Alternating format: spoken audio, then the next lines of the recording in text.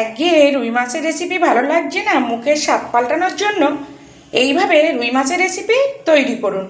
আজ আমি তৈরি করব আলু বেগুন দিয়ে রুই ঝাল।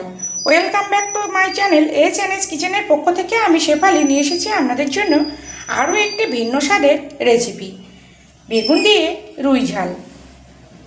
তো এখানে নিয়েছি কিছু উপকরণ। নিয়েছি 4 পিস রুই মাছ, আমি ভালোভাবে কেটে ধুয়ে নিয়েছি। নিয়েছি বেগুন, নিয়েছি আলু আর বেগুনটা আমি আমার পছন্দ মতো কেটে নিয়েছি। আপনারা আপনাদের পছন্দ মতো কেটে নেবেন। আমার আরও নিত্য নতুন রেসিপি পেতে আমার চ্যানেলটিকে সাবস্ক্রাইব করুন আর পাশে থাকা বেল আইকনটিকে অল করে রাখুন, যাতে সবার প্রথমে আমার নোটিফিকেশান আপনার কাছে পৌঁছে যায় আর আপনি অতি সহজেই দেখে নিতে পারেন। আর এই রুই বেগুন ঝালের জন্য আমি কি কি মশলা ব্যবহার করব একে একে আপনাদেরকে দেখিয়ে দেবো। দেখুন, মাছ আমি লবণ হলুদ মাখিয়ে 10 থেকে 15 মিনিট মতো রাখবো, যাতে মাছের ভিতরে লবণ হলুদটা ভালোভাবে প্রবেশ করে। আর এইভাবে যদি মেখে রাখা যায় তাহলে কিন্তু মাছের টেস্ট অনেকটাই খেতে ভালো লাগে। আর এদিকে দেখুন, যে বেগুন আমি নিয়েছি, বেগুনের মধ্যেও লবণ আর হলুদ মেখে রাখবো। এইভাবে যদি লবণ হলুদ মেখে রাখা যায় বেগুন, তাহলে কিন্তু তেলও কম লাগে ভাজবার সময়। তো দেখুন, বেগুনটাও কিন্তু আমি মেখে 10 থেকে 15 মিনিট রেখে দেব।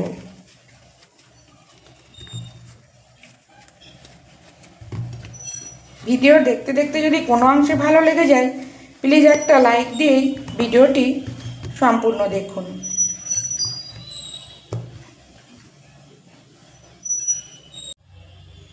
দেখুন, রুই বেগুন ঝালের জন্য 15 মিনিট পরে আমি ফিরে এসেছি। আর গ্যাসে কড়া বসিয়েছি, কড়া গরম হয়ে এসেছে। এখানে দিয়ে দেব পরিমাণ মতো রিফাইন তেল। আমি এখানে রিফাইন তেল ব্যবহার করছি, আপনারা চাইলে সরিষার তেল দিয়েও কিন্তু রান্না করে নিতে পারেন। তো তেল আমি গরম হতে দেব। দেখুন, তেল আমি গরম করে নিয়েছি আর গ্যাসের জল মিডিয়াম করে দিয়েছি। এবার যে মাছ আমি লবণ হলুদ মেখে রেখেছিলাম, ওই মাছ এখানে দিয়ে দেব।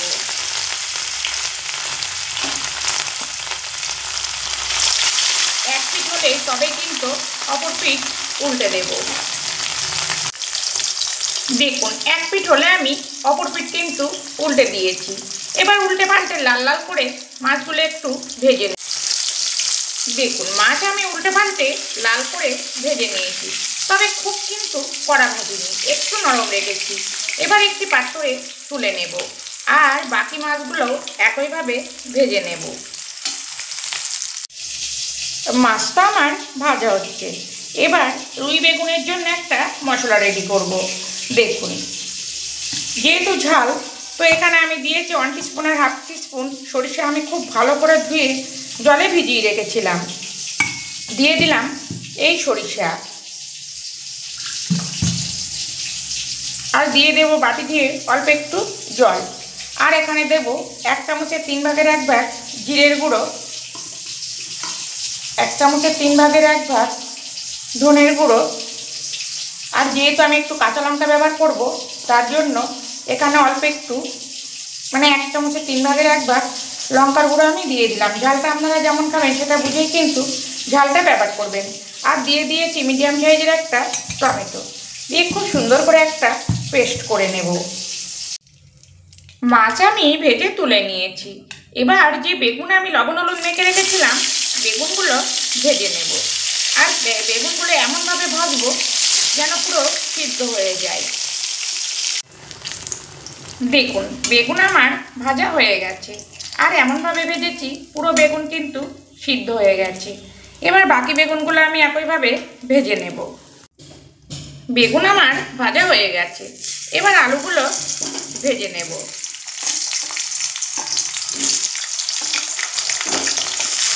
দিয়ে দেব পরিমাণ মতো হলুদ আর দেব পরিমাণ মতো লবণ। দিয়ে মিডিয়াম ফ্লেম করে আলুগুলো এমনভাবে ভাজবো যেন 50% মতো সিদ্ধ হয়ে যায়। দেখুন, আলু আমার ভাজা হয়ে গেছে আর আমি কিন্তু অফ ক্যামেরা এখানে একটু সরিষার তেলও অ্যাড করে দিয়েছি। এবার এখানে ফোড়নে দেব কালো জিরে আর দিয়ে দেব দুটো চেরা কাঁচা লঙ্কা দিয়ে আবারও 1 মিনিট মতো একটু ভেজে নেব। দেখুন 1 মিনিট আমি ফোড়ন দেওয়ার পরে ভেজে নিয়েছি। এবার এখানে আমি যে মশলা করে রেখেছি মিক্সিতে, এই মশলা দিয়ে দেব। আর দেব মশলার বাটি ধুয়ে অল্প একটু জল, আর সঙ্গে দেব কালারের জন্য হলুদ দিয়ে খুব সুন্দর করে কষিয়ে নেব।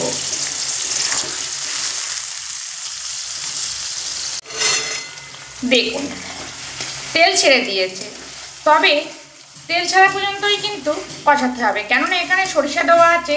খুব বেশি কষালে কিন্তু তেতো হয়ে যাবে। তো দেখুন আলুগুলো কিন্তু পুরো সিদ্ধ হয়ে গেছে। এবার আমি এখানে দিয়ে দেব জল। এখানে আমি উষ্ণ গরম জল দিয়েছি। যে কোনো রান্নায় যদি একটু গরম জল ব্যবহার করা যায় তাহলে কিন্তু রান্নার টেস্ট অনেকটাই বেড়ে যায়। তো দেখুন এখানে আমি দিয়েছি আমার প্রয়োজন মতো জল, মানে আমি আর কি যতটা ঝোল রাখবো সেই বুঝেই ঝোলটা দিয়েছি। যেহেতু ঝাল হবে তো খুব বেশি কিন্তু আমি এখানে জল ব্যবহার করব না। এবার আমি দিয়ে দেব পরিমাণ মতো লবণ, আর সঙ্গে দেব দুটো চেরা কাঁচা লঙ্কা দিয়ে রান্নাটা 4 থেকে 5 মিনিট মিডিয়াম ফ্লেমে হতে দেব। দেখুন আলু কিন্তু আমার পুরো সিদ্ধ হয়ে গেছে। এবার আমি এখানে দিয়ে দেব আগে থেকে ভেজে রাখা মাছগুলো। তবে আমি কিন্তু একবার লবণ চেক করে নিয়েছি, লবণ ঠিকই আছে। আর দিয়ে দেব ওপর থেকে যে বেগুনগুলো আমি ভেজে রেখেছি সেই বেগুনগুলো। তবে বেগুন দেওয়ার পরে কিন্তু খুব নাড়াচাড়া করব না, তাহলে বেগুনগুলো একদম ঘেটে যাবে। তো আপনারাও একবার এইভাবে বাড়িতে রুই বেগুন রান্না করুন, আশা করছি খেতে খুবই ভালো লাগবে। সবসময় একই রকম রেসিপি খেতে ভালো লাগে না, একটু যদি ভিন্নভাবে রান্না করা যায় খেতে কিন্তু অসাধারণ টেস্ট হয়। দেখুন আবারও 3 থেকে 4 মিনিট মিডিয়াম ফ্লেমে রান্না করে নেব। দেখুন রুই আর বেগুনের ঝাল কিন্তু আমার রেডি হয়ে গেছে। আর দেখতে দেখুন কত সুন্দর হয়েছে, আর খেতেও কিন্তু অসাধারণ হয় এই রুই বেগুনের ঝাল। তো আমি ওপর থেকে একটু দিয়ে দেব ধনেপাতা কুচি। তো আপনারাও বাড়িতে এইভাবে রুই বেগুনের ঝাল তৈরি করুন, আশা করছি খেতে খুবই ভালো লাগবে। আর যদি ভালো লাগে প্লিজ প্লিজ আমার চ্যানেলটিকে সাবস্ক্রাইব করে পাশে থাকুন। আর খুব ভালো লাগলে প্লিজ একটা লাইক, সঙ্গে একটা শেয়ারও করে দিন। তো এই রুই বেগুনের ঝাল কিন্তু আমি ভাতের সঙ্গে পরিবেশন করব। দেখুন কত সুন্দর কালারও এসেছে। তো আমি এটা চাপা দিয়ে 5 মিনিট মতো রাখবো। আমি আবার ফিরে আসবো নতুন কোনো রেসিপি নিয়ে। 5 মিনিট পরে আমি পরিবেশন করব।